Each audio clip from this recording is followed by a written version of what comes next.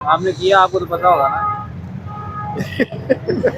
ये फाइन ज़्यादा होता है अभी, जितना भी होगा ना वो आपको मैसेज आया ना उसके मुताबिक होगा। चेक भी तो करना है ना कितने पैसे हैं बड़े।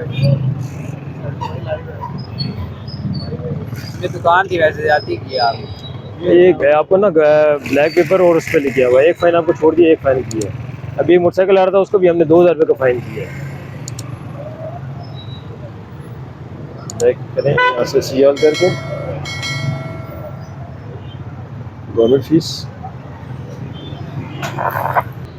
इसकी नंबर प्लेट जो आपने ओरिजिनल लगा लें और टेंटेड ग्लासेस के रिमूव करा लें। अभी आपके सामने ये मोटरसाइकिल है जो वन में से आ रहा है, उसको 2000 का फ़ाइन किया गया। एरर आया जी। उसका ट्रायल वैसे करें, कॉपी करें। ठीक है, ये आपका फ़ाइन मैं चेक कर लेता हूँ अपने पास भी।